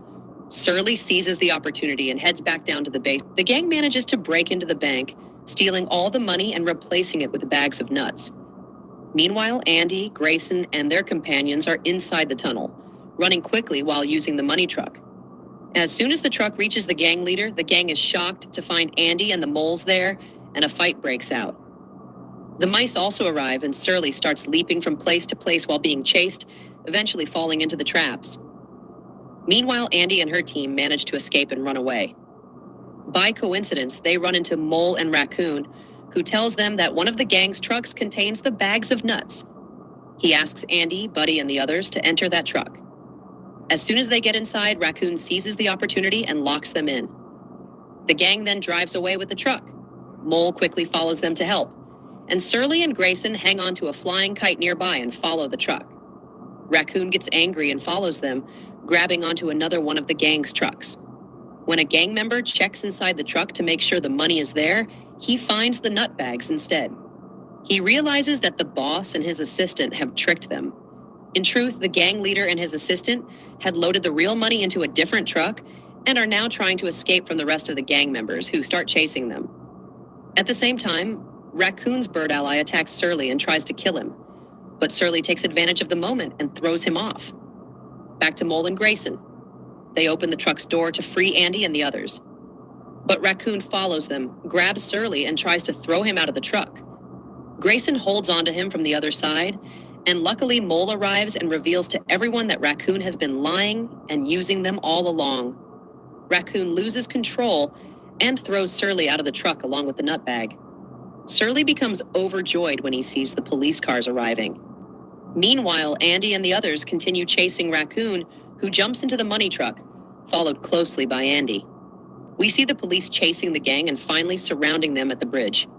Surly jumps out of a police car and rushes to the gang's truck. The gang leader and his assistant take advantage of the chaos to move the real money into the nut truck. Surly finds Andy unconscious in the truck after being hit by Raccoon. Unfortunately, the assistant has rigged the truck with explosives and sent it speeding toward the police. However, it veers off course, gets stuck on the bridge, and eventually falls. Just in time, Surly manages to grab Andy and jump out before the truck explodes. Sadly, the explosion causes the bridge to crack and collapse, and Surly, Andy, and the gang's truck fall into the water. The nut bags float out of the truck and spread across the surface of the water. The truck is about to go over a waterfall when suddenly a tree trunk stops it. The gang leader tries to take the money out of the truck to escape, but his assistant betrays him and tries to push the tree trunk to drown him. Suddenly, Raccoon resurfaces from the water and attacks Surly, attempting to drag him down with him. But Buddy throws a bag of money at Raccoon, knocking him off. When Surly realizes the assistant is trying to push the trunk, he blows the dog whistle he has. A dog jumps on Raccoon and knocks him into the water. Unfortunately, the trunk breaks, and Raccoon reappears, grabbing Surly and trying to pull him down. At that moment, Buddy, Andy, and the others try to pull Surly to safety. Sadly, Surly lets go of the whistle and falls off the waterfall with Raccoon. Meanwhile, the other part of the tree trunk and the nut bags are swept by the water toward the city. After a while, the current reaches the park, bringing with it Andy, Buddy, Grayson, and loads of nut bags. The animals rejoice at the sight of so much food. As for the gang leader, the police catch him after his girlfriend Lana reports him. At that moment, Precious the pug leaves him and walks into the park. She finds Buddy, who looks very sad, and asks him to come with her to Surly. Surly has reached the park but appears dead. Buddy and Precious are devastated and begin to cry. Just as they are about to leave, they are shocked to find Surly still alive. They cheer and hug him with overwhelming joy. Precious says goodbye to him and tells him she'll wait for him at the nut shop. Then Andy arrives, overjoyed that he's alive, and tells him the animals need to know that he was the one who saved them. But Surly believes it's better for Grayson to remain their hero, and decides instead to continue finding food for them. He jumps off with Buddy, inviting Andy to join. Finally, Surly succeeds in saving all the park animals, after learning the true meaning of teamwork and friendship. The movie begins with a glowing drop of water falling to the ground, and from that drop, a magical golden flower blooms. We see an old woman named Gothel singing to the flower. As she sings, the flower glows, and Gothel becomes young once more. Centuries pass, and a great kingdom rises, ruled by a beloved king and queen. But in the final months of the queen's pregnancy, she falls dangerously ill. In a desperate attempt to save her, the people of the kingdom search for the legendary golden flower. At that moment, Gothel still possesses the flower, but when she senses the king's guards nearby, she runs. The guards find the flower and rush it to the palace. It heals the queen. And soon after, a baby girl is born, Rapunzel. The entire kingdom celebrates. A glowing lantern rises into the sky to mark her birth. But one night, Gothel sneaks into the castle. She sings the same healing song to baby Rapunzel, and her hair begins to glow. Gothel feels her youth returning. But when she cuts a strand of the baby's hair, the magic disappears. Realizing that the magic only lives in the uncut hair, Gothel kidnaps the baby and vanishes. The kingdom searches far and wide, but no one can find the missing princess. Deep in the forest, hidden in a tall, secluded tower, Gothel raises Rapunzel as her own daughter.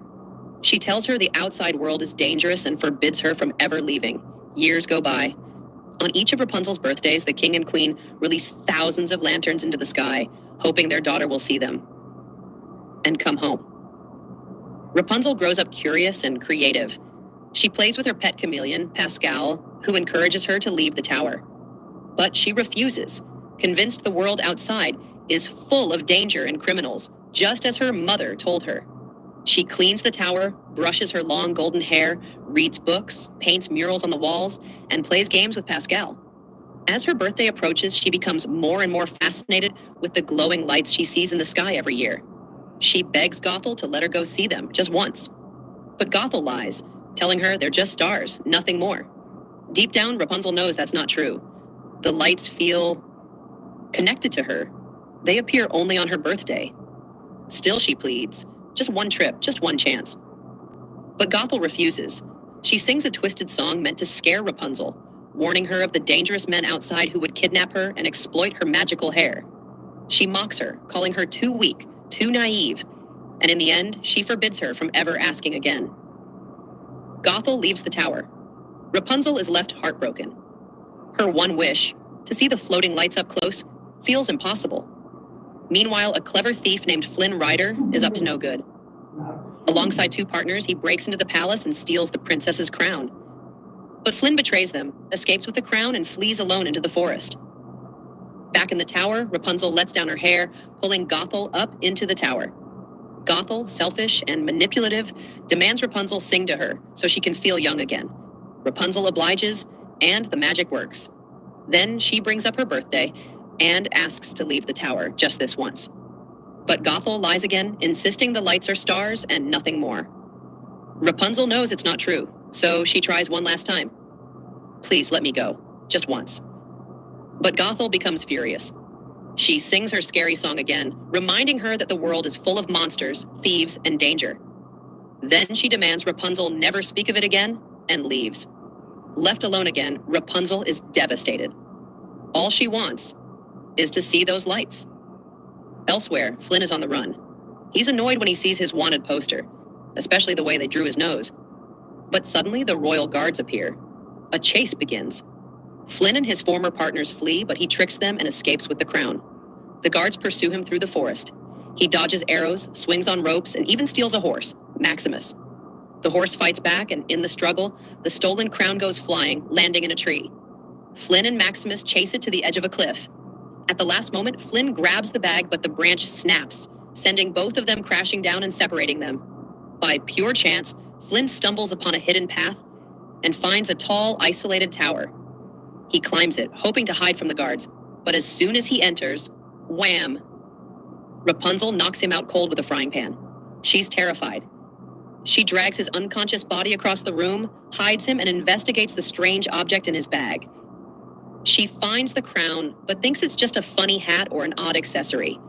She puts it on her head, completely unaware of its true meaning. Suddenly, she hears Gothel calling. In a panic, Rapunzel hides the crown, lets down her hair, and pulls Gothel up. She wants to confess what just happened, but Gothel is cold and manipulative as always. So Rapunzel hesitates. Rapunzel sneaks out of the closet at night, ties Flynn to a chair using her hair, and has Pascal wake him up. Flynn is amazed when he sees Rapunzel's hair, and even more amazed when he sees her face and realizes she is Rapunzel. He tells her his name is Flynn Rider, but Rapunzel is scared of him and asks who sent him and why he wants to steal her hair. Flynn takes advantage of the situation and tells her what happened to him, explaining that he found the tower by coincidence. He asks her about the crown, and she tells him she hid it in a secret place that he would never be able to find, even if he destroyed the entire tower. Rapunzel is happy because it means he didn't come to steal her hair. She offers him a deal. If he takes her to see the lights, she will return the crown to him. Flynn tells her they are not just lights. They are lanterns released every year for the lost princess. He refuses to help her because the kingdom's guards are searching for him everywhere. But Rapunzel insists and gives him the crown, telling him he won't leave with it unless he shows her the lanterns. Flynn is forced to agree. He begins climbing down the tower while Rapunzel, both nervous and excited, lowers herself with her hair. She touches the ground for the first time in her life, feeling joyful. She runs and sings, full of happiness, but Flynn notices her mixed emotions. At times, she's sad because her mother will be upset, and at other times, she's happy and doesn't want to go back to the tower. Flynn finds her crying and tells her that her mother will be very sad because she didn't listen to her. He suggests she return to the tower and give him the crown before her mother arrives.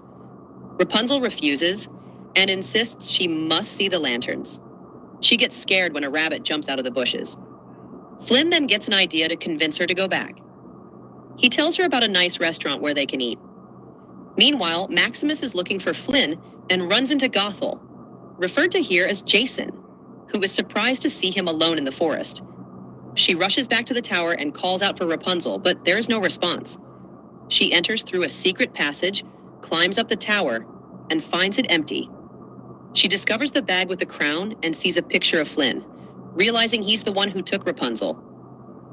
Back in the forest, Flynn takes Rapunzel to a restaurant in the middle of the woods. Rapunzel is frightened because it's full of scary-looking criminals and thieves. Flynn tries to frighten her further, suggesting they go back. But when he tries to leave with her, the criminals stop them and decide to capture Flynn to claim the reward. A fight breaks out over who will turn Flynn into the guards. Rapunzel tries to save him by hitting one of the criminals with a tree branch. She pleads with them to let Flynn go, saying she has to see the lanterns and he's the only one who can help her. She explains that it has been her dream since she was a child and then asks them about their dreams. One of the criminals steps forward and sings that he dreams of becoming a musician. Rapunzel is amazed by his performance. One by one, the others share their dreams. They're all surprisingly sweet. They sing and dance happily. Outside, Gothel arrives at the restaurant and spies through the window, taking a picture of Rapunzel dancing and singing with the criminals. Flynn is surprised by what he sees. Then another man admits he dreams of buying an island and living alone with lots of money. Suddenly, the royal guards burst into the restaurant to arrest Flynn. He hides with Rapunzel, but the guards manage to capture two of the criminals who were helping him. One of the criminals opens a secret tunnel to help Rapunzel and Flynn escape. Maximus enters the restaurant and finds the tunnel's location. The guard captain sends a soldier to stay with the captured criminals and enters the tunnel himself. But the criminals knock out the guard and follow Flynn to get revenge. Gothel threatens one of the restaurant patrons and demands to know where the tunnel leads. Inside the tunnel, Flynn is impressed by what Rapunzel did and asks why she never went to see the lanterns before. Before she can answer, they hear the guards approaching and run quickly. They exit the tunnel beneath a dam. The guards are chasing them from behind, and the two vengeful criminals are in front. Rapunzel uses her hair to swing herself across a wooden beam, pulling Flynn with her. Flynn uses a frying pan to fight off the guards and successfully defeats them, amazed by her bravery. Then Maximus attacks fiercely with a sword, knocking the frying pan from Flynn's hand. At the last second, Rapunzel pulls Flynn away with her hair, distancing them from Maximus, and they escape from the criminals. Max gets angry, breaks part of the dam, and crosses it to reach Rapunzel. Flynn tells her to jump quickly, and she does. Flynn grabs her hair so she doesn't fall, and they both run away fast to escape the guards and the thugs. Suddenly, the dam collapses and the valley floods. Flynn and Rapunzel run and enter a tunnel, but a rock falls and blocks the entrance. The exit is also closed, and water begins to fill the tunnel. They can't escape. Unfortunately, Flynn is injured, but despite his wound, he tries to find a way out. He tells Rapunzel it's dark and he can't open the exit. Rapunzel blames herself for what happened, but Flynn comforts her and tells her his real name is Eugene, not Flynn Rider. Then Rapunzel remembers her hair is magical and she starts singing. As the tunnel fills with water, her hair begins to glow. Flynn swims quickly to the blocked exit and starts removing the rocks. He manages to get them out of the tunnel. Flynn is shocked by what happened and wonders why her hair glows. Meanwhile, Gothel is hiding near the tunnel exit, waiting. She sees the thugs coming out and hears them planning to kill Flynn Rider and steal the crown. Gothel appears, throws the crown to them, and tells them she has something far more valuable. She offers to help them take revenge on Flynn.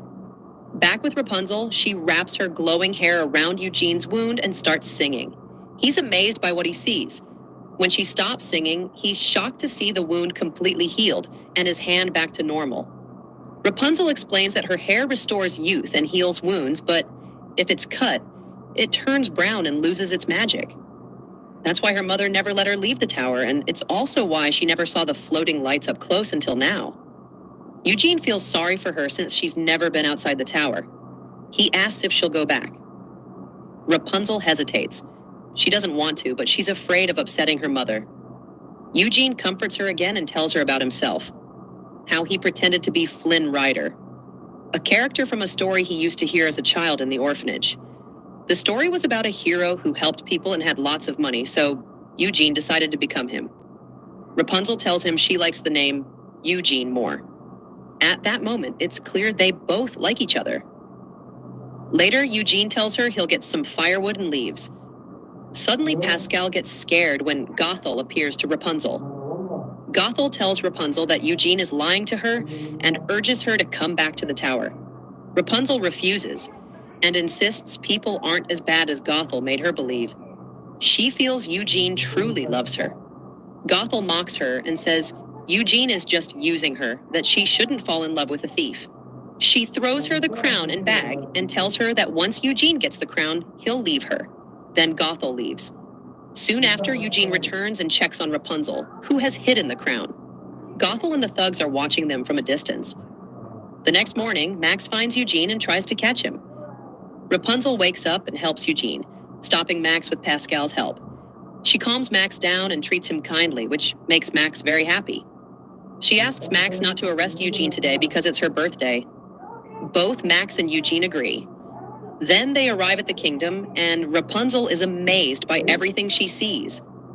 Max and Eugene continue bickering like children, while Rapunzel struggles to walk because of her hair. Eugene helps her and asks a group of girls to assist her, and he becomes even more impressed by her. Rapunzel is fascinated when she sees a painting of the king and queen holding their daughter, the princess. She feels like she knows them. She's overjoyed when she hears music, and she starts dancing happily, making everyone around join in. Even Max pushes Eugene to dance with the crowd, encouraging him to get closer to Rapunzel. But they drift apart again. Eugene buys her a piece of fabric with a sun symbol on it and helps her paint it on the ground. They keep dancing until they come close again, but then they quickly hide from the guards. Later, Eugene takes her on a boat to show her the lanterns. He gives Max apples to keep him busy and sails with Rapunzel to a quiet spot where she can watch peacefully. Rapunzel feels nervous and tells Eugene she's dreamed of seeing the lanterns her whole life and doesn't know what to do after her dream comes true. Eugene reassures her, saying that's the best part, because now she can find a new dream to follow. Meanwhile, the king and queen, missing their daughter deeply, release the first lantern from their balcony. Then, the people of the kingdom release their lanterns. The sky fills with thousands of glowing lights. Rapunzel is overwhelmed when she sees the lanterns floating in the sky. She watches in pure joy and happiness. Rapunzel is overjoyed when she sees the lanterns Eugene brought for her. She tells him that she returned the crown because she is no longer afraid. But Eugene doesn't care about the crown. He is mesmerized by the lanterns and being with Rapunzel. He holds her hands and they sing together happily, surrounded by lanterns floating all around. Just before Eugene confesses his love to Rapunzel, he spots the two criminals waiting for him on the shore. He says goodbye to Rapunzel and heads over with the satchel, telling her he needs to do something important and that he'll be back. When he reaches the criminals, he apologizes for what happened and tosses them the crown. But they don't let him go. They say they want the girl, not the crown, because she's far more valuable. Back with Rapunzel, she's excited to see Eugene returning, but is shocked when the criminals tell her that Eugene took the crown and ran off. They point to him on a boat sailing away. Rapunzel is heartbroken, thinking Eugene had been deceiving her all along. She tries to run from the criminals who are trying to kidnap her, and suddenly she hears the sound of a fight. When she returns, she finds her mother has defeated the criminals. Rapunzel runs into her arms, crying, and looks back at Eugene on the boat. Her mother embraces her again and says, "I told you so." Meanwhile, Eugene is unconscious and tied up in the boat holding the crown. The guards see him, arrest him, and even Max learns what's happened. The next day, Rapunzel is devastated, believing Eugene never truly loved her and was just using her. Pascal tries to comfort her. Her mother reminds her that she had warned her many times, but Rapunzel didn't listen. She leaves the room, and Rapunzel stays behind, staring at the fabric Eugene had bought for her. She feels something strange. She remembers the painting of the king, queen, and their baby daughter, and the moment she wore the crown. She suddenly realizes she is the lost princess. She confronts Gothel and tells her the truth, that she's not her real mother, and that she was kept prisoner her whole life just so Gothel could exploit her magical hair. She yells at Gothel for kidnapping her and locking her away. Gothel tries to justify her actions and console her, but Rapunzel pushes her away, which enrages Gothel. Meanwhile, Eugene fears for Rapunzel's safety. The guards come to execute him, but on the way he sees the two criminals again. He tricks the guards and threatens one of the criminals, learning that Gothel was behind it all. He tries to warn the guards that a girl is in danger, but no one believes him. Suddenly, the doors slam shut on the guards. The thugs from the tavern show up, beat the guards, and set Eugene free. Despite being outnumbered, the criminals hold the guards back. One of them places Eugene on a cart, launches him into the air, and he lands on Max, who had orchestrated the entire escape plan. Max carries Eugene at full speed, jumping across great distances, and manages to escape the guards. He rushes out of the kingdom to save Rapunzel. They finally arrive at the tower, and Eugene calls out to Rapunzel to let down her hair. She does, and Eugene climbs up. As soon as he enters, Gothel stabs him with a dagger, and he falls to the ground. She approaches the bound Rapunzel and tells her she's taking her to a place where no one will ever find her. Pascal tries to stop her, but she strikes him. Rapunzel resists and begs to go to Eugene, promising that if she's allowed to heal him, she'll stay with Gothel forever. Gothel agrees and chains Eugene to prevent him from following them. As Rapunzel leans in to heal him, Eugene grabs her hair and cuts it with a shard of glass. It turns brown, losing all its magical power. Gothel begins to age rapidly, losing her youthful appearance. Pascal pulls her from the tower window, and the moment she hits the ground, she vanishes into dust. Rapunzel is devastated that she couldn't save Eugene. She pleads with him not to die, to stay with her. He tells her she was his dream. She replies that he was her new dream. But sadly, Eugene passes out. She cries and sings through her tears, mourning his loss. Suddenly, one of her tears falls onto Eugene's wound, and it begins to glow. The light travels to the wound, shining brightly. Rapunzel is stunned. The wound heals completely, and Eugene awakens. He tells her he likes her brown hair. She smiles and hugs him. Later, we see the king and queen rushing to the balcony, where they find Eugene and Rapunzel. Her mother instantly recognizes her daughter and embraces her. Her father joins them in a heartfelt hug. They hug Eugene too. The whole kingdom celebrates the return of the lost princess. Each of the thugs achieves his dream and becomes beloved by the people. Thanks to Max, all crime vanishes from the kingdom. Rapunzel rules with justice and wisdom, and eventually, she and Eugene get married. And in the end, our story begins with a mystical pearl. Forged from the essence of the heavens and earth thousands of years ago, it gave birth to a powerful creature, one capable of absorbing the sun's energy, threatening to bring destruction upon the world. Two brothers, Tai and Cheng, rose to stop it. But their strength was no match for the beast. It grew larger, stronger, transforming into a giant. In a desperate act, Tai managed to seal the creature away, splitting the pearl into two, one of light and one of darkness. A prophecy was revealed. In 3 years, a divine thunderbolt would descend from the sky to destroy the pearl of darkness. To protect the world, Tai locked both pearls inside a vault and kept the key. He was instructed by Master Yang to give the pearl of light to a child yet to be born. But this decision ignited jealousy in Cheng. Why was Tai chosen? Why not him? We shift now to Lord Li and his wife, Min, on their way to the temple. Min was with child, and Tai greeted them with news. Their unborn son had been chosen to receive the pearl of light. Days passed. Min went into labor. All awaited the arrival of the one who would lead after Lord Li. Elsewhere, Chung prepared a sinister spell using 2 talismans.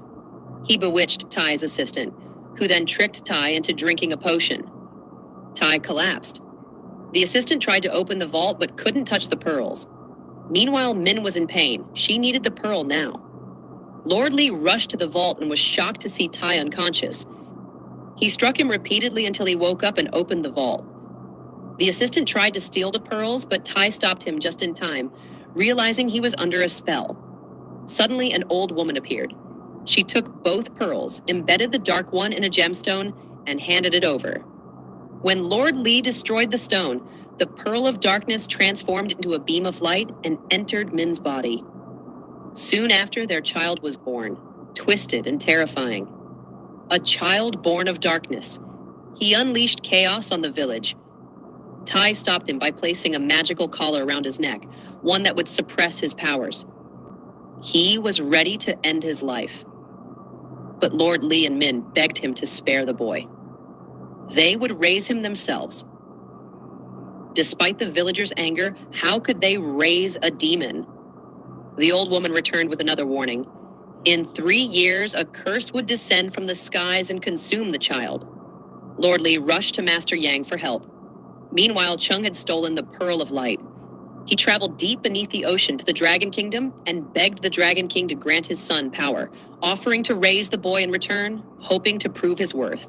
Back with Tai and Li, they sought out Master Yang, pleading for a way to extract the Pearl of Darkness from the boy. But they arrived too late. The master was gone. The guardian told them there was no way to break the curse. Years passed. The boy, Meijia, grew older, but he remained isolated. His mother tried to play with him, even wearing armor. But his power was too great. No one could get close. One day, a monstrous beast attacked the village. The guards came to take Min to help fight. Fearing his mother would leave him, Meijia tricked the guards and escaped the palace. He reached the village, but the people fled from him. Using his powers, he found them, scared them, and laughed. A group of children plotted to trap him, but a mysterious boy offered them a better plan. They agreed, only to realize too late it was Meja himself. He lured them into their own trap. The children's fear turned into anger. One of them accused Meja of being a demon, something not human. Broken and devastated, he was about to destroy them. But Tai appeared just in time, saving the children and stopping Meja. The villagers demanded the boy be locked away, and so he was. Hidden in the mountains, far from everyone. But Tai saw something else. He believed that within every being, even one born of darkness, there is light. And so he chose to train Meja, to teach him to control his powers, to become more than what he was destined. The next day, Misa was seen alone, which felt very strange. Tai approached him, and as soon as he touched him, Misa was pulled into a beautiful place. There, Tai appeared, using a magical brush. Anything he imagined and painted would instantly come to life. He invited Misa to enjoy the view and the magical place with him, and even offered to teach him magic. But Misa refused. Tai tried to provoke him into accepting, but nothing worked. Eventually, Tai fell asleep, and Misa's mother arrived looking for him. They found Misa floating on the water's surface and thought he had died. When Tai tried to help, the magic brush exploded in his face.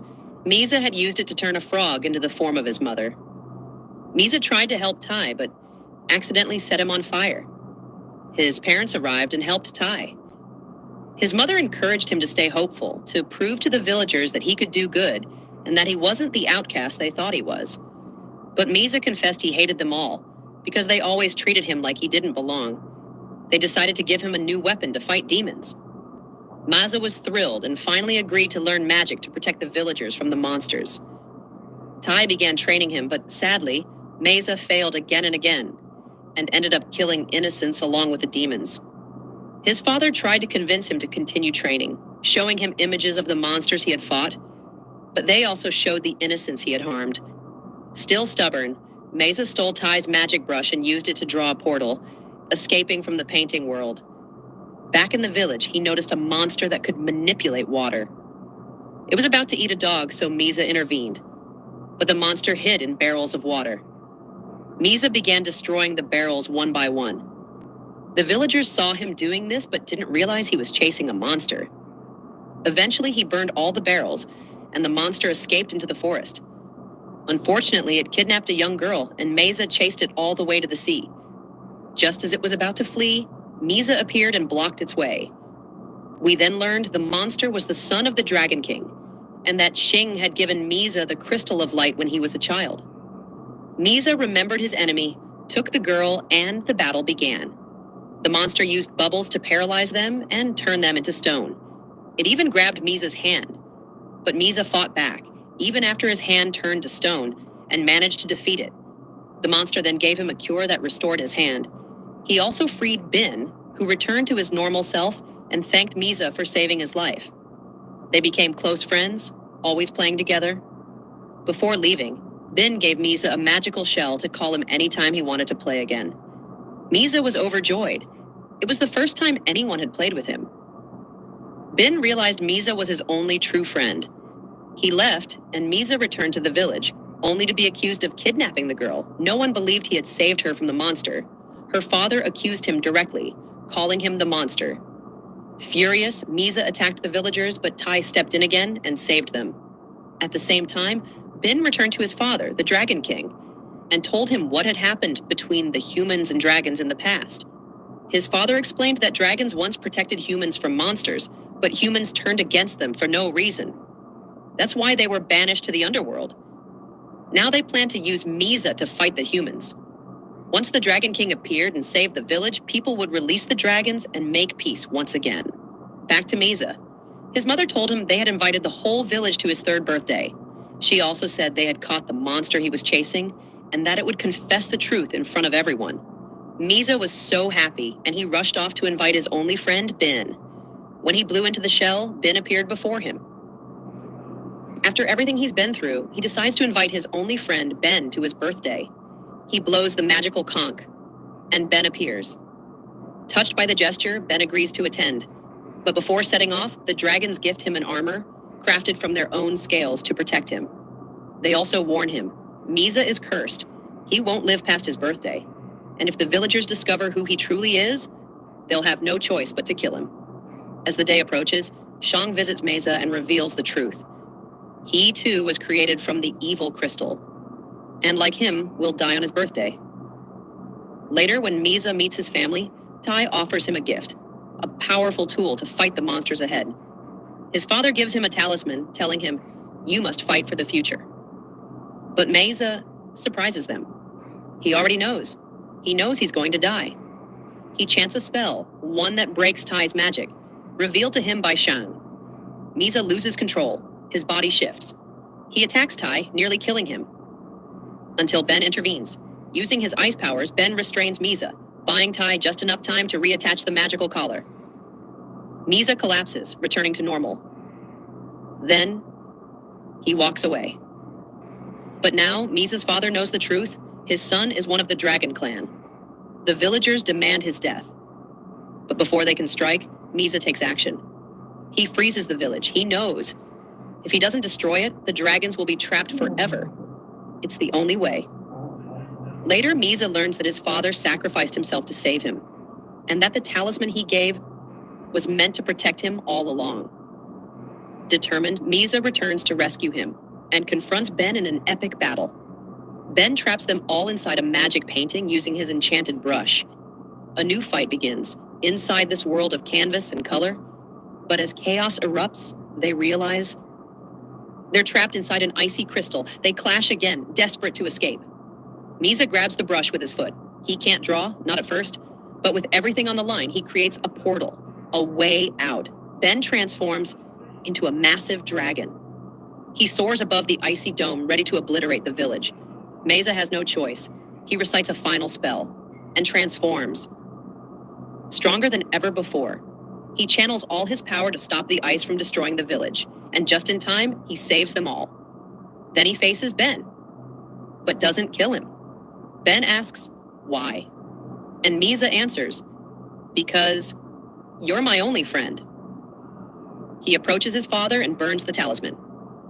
He apologizes, saying the one thing that hurt him most was never being able to play with his father. Not even once. Not even on his birthday. He wished things ended happily, but instead, they ended in sorrow. The curse begins to consume Mesa. Ben tries to stop it using the dragon shield, but it shatters. So they join hands, combining their powers. That's what true friendship is. But even together, they're not strong enough. The curse is overwhelming. Tai steps in. With one last act of magic, he seals their souls inside the vault, but their bodies perish. Their parents grieve, but Tai tells them their souls are still alive, just not in this world. And in the end, the villagers apologize. They thank him for saving them all. الباقة بتخلص ولسه عايز تسمع مزيكا؟ نزل سبوتيفاي. بص بقى، نزل سبوتيفاي، شغل داتا سيفر، هتسمع المزيكا اللي انت بتحبها ببلاش وانت موفر لحد 90% نت. على فكرة كانت اوفسايد. Our story begins with a little bunny named Judy. She's performing in a school play with her classmates. Her parents are watching her proudly from the audience. After the play, they try to convince her that becoming a police officer is a tough dream, because no bunny has ever joined the police force in the city. But Judy confidently replies that she doesn't mind being the first, and that she believes she can make the world a better place. Her parents suggest she stick to farming and selling carrots just like them. But Judy doesn't pay much attention to their words. Suddenly she hears a commotion. An aggressive animal is bullying some small creatures and stealing their tickets. Judy rushes in to help them. The fox mocks her and asks if she actually believes in what she's wearing, pointing out that there's no such thing as